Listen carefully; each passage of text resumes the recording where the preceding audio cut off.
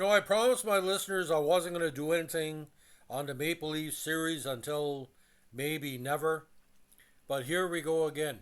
I think it started in game three where CBC showed a Maple Leaf fan with heavy jewelry and looked like a typical cliche female Toronto fan praying like Jane Fonda in the waning moments of Boston's victory over Toronto in game three. Well, that's okay.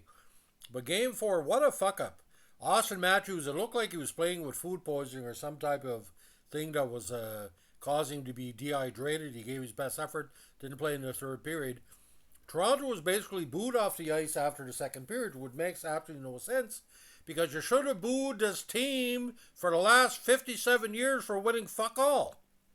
You should have been booed years ago. Don't wait till the second period of a fourth game of a series where the home team can still win the game or tie it up. Now, Boston won 3-1, more than well deserving. Marchand and company. Some people have said, "Oh, the referees were favored them on calls and stuff like that." Bullshit. Does Toronto deserve the rancor they're getting this year? Well, no, because a regular season means nothing. Just because Austin Matthews got 69 goals in a regular season does not mean that Toronto was going to do anything in the playoffs. Toronto's always had trouble with Boston in the postseason. The famous comeback loss to Boston, which eventually led to Boston winning the cup. Toronto doesn't have a number one goalie. They have too much of a mix of veterans and many other players. Now, they also said there was video last night, which I can't really say what was said because I'm not a lip reader. That's for some of my friends who are. But Austin Matthews, Lion Marner, and everybody else were having words at the bench while things happen.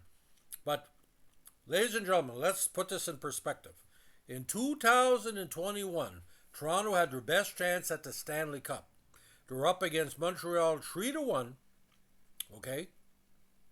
Coming home. Coming home. Game 5 in overtime. Their player passed to two of Montreal's key players, Suzuki and Caulfield. They scored on a 2-on-1 half-mile breakaway to win the contest. They were back in Montreal for game 6. Toronto could have easily won that game, and he fucked up and lost in overtime. They came back home and did the same thing. Now, last year, they bet Tampa Bay in the first round, but couldn't outlast Florida in the second round. We thought maybe we were going to build on that. They should have booed in 2021, but of course, with COVID, nobody was in the audience. So, what do you think the fans were booing last night? Well, there was a big, heavy American audience watching this game because in the States, the Saturday night games are well publicized under the new NHL contract. So basically, they were saying, well, we don't boo when we're just Canada watching, but if the States is watching, we're going to boo and let them know maybe it's going to get them to play. There's no team that's going to play better besides Summit 72 Team Canada for booing. So what I want you to do, ladies and gentlemen, if you have a chance, rewatch the game tonight and rewatch the key periods. Toronto deserved to win that game. They showed absolutely no effort. If anybody was playing their hearts out, and I can back this up, he's a former Montreal Canadian, Max Domi skated his heart out. He did everything he could. But Austin being sick, even the best players get sick. Guy Lafleur would play certain games coming off a 4-day drunk, not be able to give 100%. So what I want you to do, ladies and gentlemen, you got a couple of days to digest this loss if you're a Toronto fan. Look at Game 5, and obviously if you win Game 5, there's a good possibility you can win at home in Game 6. So you have to take this one game at a time. So is it a Toronto coaching? No. Is it a Toronto goaltending? No. But my good pal Mike Bravner, or Bravener, depends how you pronounce it in what part of Ontario, great Toronto fan. He's a award-winning recording artist in New Brunswick. He said, we got to change the culture. Well, the culture of this. If you haven't won anything for 57 fucking years, this is a deep grave. The only way to come out is to change the name of the team. So I'm making a suggestion to change the name of the team to the Hamilton Steelheads.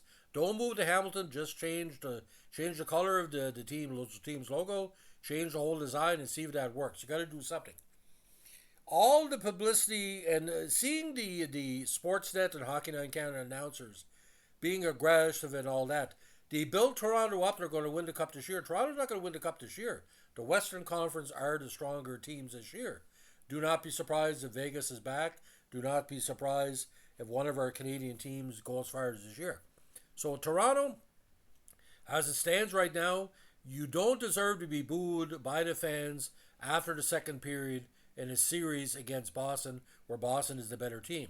You do deserve to be realigned and rejigged.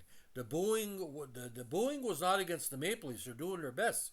They're booing the fact that maybe the felt that Boston should have just laid over. I think some of the booing was mostly for Boston. I like to know 50 fans in the audience, were you booing Boston as you're going off because you were dominating your team? You know, but a lot of people were leaving the rink last night after the third period. I was what I call it the Montreal seat kicker, where back in the day Montreal would win the playoffs and half the fans of the home team would be gone at the end of the third period. Larry Robinson said most times we played at rinks wrapping up series, half the people were gone. That's how it goes. So, ladies and gentlemen, as it stands right now, Toronto's down 3 games to 1. Game 5 on Tuesday. Good luck with that. And as we like to say in the old North Shore rink, the Inshore Ice Palace, keep your stick on the ice. If you like what we're doing here with our Hockey Bob broadcast, by the way, let us know with a like, comment, subscribe, or share. And don't forget, share it to your friends. If you disagree with what I'm saying, that's fine. But 57 years, ladies and gentlemen, 57 years speaks for itself. I could write a million words or one word. Failure. Failure, failure. It doesn't mean the people are failure, the effort is a failure. And the only way to change it, you got to change the name of the team, or change the color scheme, or change something. Getting Justin Bieber and all these promotions is not going to change it. 69 goals don't change it. 69 goals is just like kissing a horse. You can't ride a horse just because you kiss it. There's a famous scene in a comedy western where the guy's talking to the horse and said, "Don't buck me off," and he gets on the horse and he bucks him off. 69 goals like kissing a horse. That's all I'm saying. Thanks for listening. Bye.